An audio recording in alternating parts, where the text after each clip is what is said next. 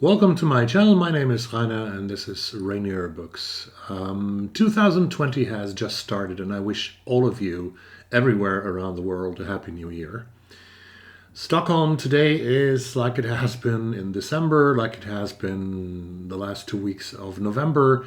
Gray, rainy and dark. The temperature is 2 degrees Celsius, or for the American viewers, because most of my viewers are in the United States actually, 36 degrees Fahrenheit. I want to tell you, and I want to speak in this video about the reading plans for 2021 that I have.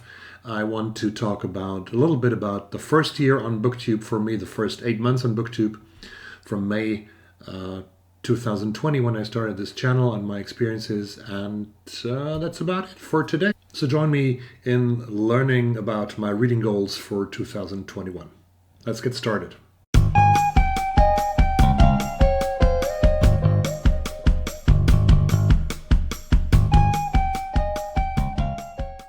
I think my first and foremost goal with this channel is having fun, having some kind of hobby, a new hobby, and also to share the love of books with all of you together. Then my 8 months on Booktube, I started this channel in May 2020. The greatest thing we can do here on Booktube is that we share thoughts and ideas about our common interest. And the greatest gift of it is to meet each other, to meet you and you and you and you and all over the world. It's so great to have now, after only 8 months, people that I can relate to, people that I can communicate with. It's so great to be able to communicate with people from all over the world who share the same interest, but who give their special thoughts about this. That being said, when I look back at 2020, I have read 56 books.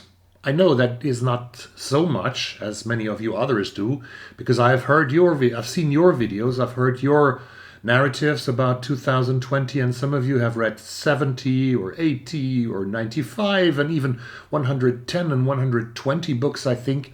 So 56 is very modest, but for me it's really like a new record, because I don't think that I have ever read 56 books before in my life. And thanks to COVID-19 probably, which has more or less put me in this little room here in Stockholm, Sweden. But I will not give up on reading even when we get the jabs, even when we get the vaccine. So reading is definitely something that I will carry on with, because in 2019 I discovered that I read 43 books. I've thought about giving up Goodreads, because Goodreads belongs to Amazon, and I thought about doing that too, but finally I have decided to continue with Goodreads because it gives me such good opportunities to do research about books and to gather data about my own reading. I am very aware of that when I give the data about my own reading into Goodreads, that Amazon is going to use it for them and for their different branches and other companies that they run. I was thinking about my reading goal for 2021, and I decided, and I put it in Goodreads today, that's why I spoke about Goodreads now. My reading goal for 2021 is a little bit higher than for 2020. I wanted to read 52 books in 2020 and I made 56. So I will try to challenge myself, and do this reading challenge will be 60 books for 2020, which is more than 1 book per week in average, and I think that's still a good number. I'm not sure if I want to do much more than 60 ever for the rest of my life, because there are several activities in our lives that are important to us. I am, for example, a news junkie. I listen to a lot of podcasts from all around the world, the Daily from the New York Times. I listen to the BBC NewsHour every day. I have found new podcasts about true crime. Canadian True Crime is a podcast that I listen to, sometimes to the Canadian and others, and this takes time too. And of course there's my great interest in women's football or women's soccer. That was a little bit different in 2020 because I could not see a single game from the sidelines. I have between 2005 and 2020 seen hundreds of games from the sidelines. I have written about these games both in German, in Swedish and in English for magazines in all of the countries, even in the United States for our game magazine, for example. And I really miss that kind of activity, and I hope that some of it will come back in 2021 if we get a vaccine and if we are able to go back to the arenas. And I also want to meet football players again and do interviews with them. I've interviewed hundreds of players, and some of them are really the best in the world, really the best in the world, like Marta from Brazil, like Pernille Harder from Denmark, or like Lieke Martens from Holland. So I want to do that again as well. But the ceiling is not reached yet. I can do 60. I think I can do 60 because there were some weeks in 2020 when I felt I had a reading slump. I wasn't reading almost at all.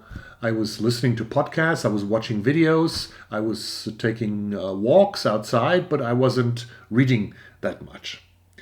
This year, what am I going to do this year? I'm going to do the Booktube Prize for Fiction, and I'm very happy about that, and I'm very glad that I found this. Robert is the man behind this, who has built this up, and I think all of Booktube should be very, very grateful to him. I'll link both his channel and the Booktube channel down below. I will be a judge for fiction for the first round, and maybe even for the second round. We'll see how far we get. This is an amazing and exciting thing to do, and I hope that I already have read some of the books that I will have to judge to save me some time. But let's see, I will do it anyway. But I saw a beautiful video of my friend Paula from Draw Your Book about her reading plans. I will put a link down below as well.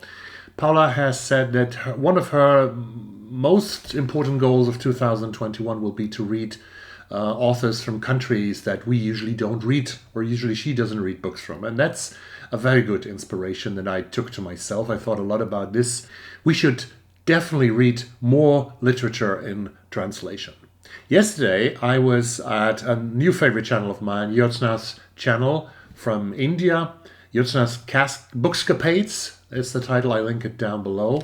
I heard from you about the Asian Readathon that has happened in May in 2019 and in 2020, twice until now. And if there will be a third edition, and I'm pretty sure there will be, I will definitely join the Asian Readathon in May of 2021, and I will try to only read Asian books.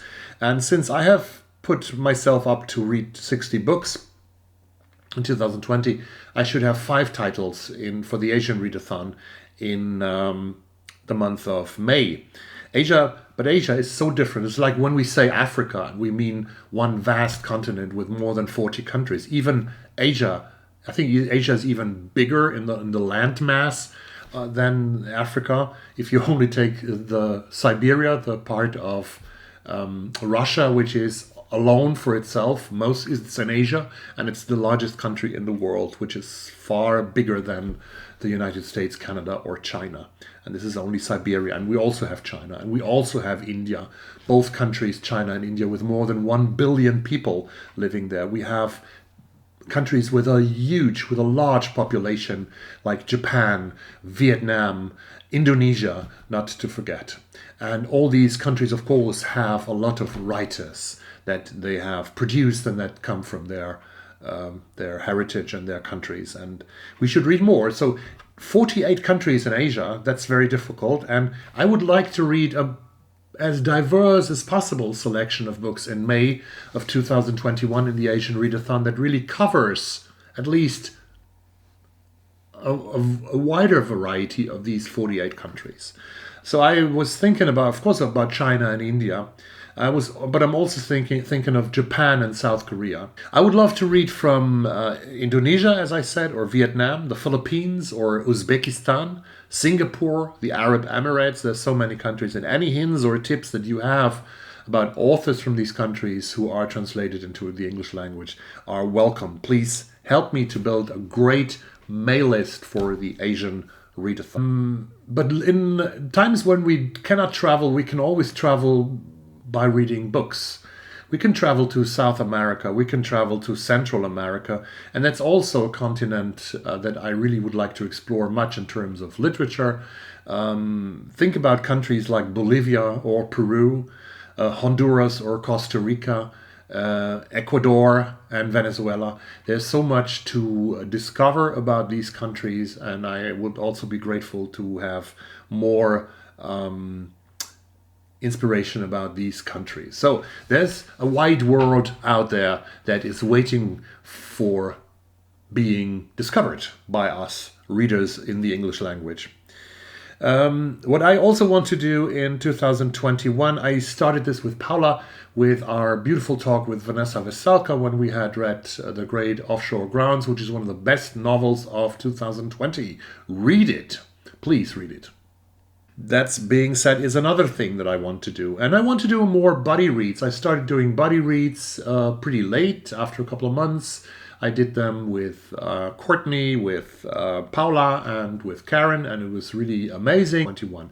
And one last thing that I have to talk about is reading from the shelves. That's really something we should do, or that I should do, because some of you do that already. Karen does that. I think she wants to spend a whole year of reading books of her own, but I think that's not possible, because I also want to follow the awards, because awards bring us together like I think nothing else here on Booktube, because there's so much speculation, and we have our own personal favorites, and we are disappointed, we are glad, we are happy for the authors if they get nominated or if they even win the prize. So I will follow at least one of the three big prizes. We have the Booker, we have the Women's Prize, we have the National Book Award, we have the Scotiabank Giller Prize, 4 other prizes that I follow. I will follow the prizes, which doesn't mean that I will read the long lists of them. I will decide that how I feel, and after how I feel and what I can do. But I will tell you here on this. Thanks very much, and have a great new year. Bye-bye.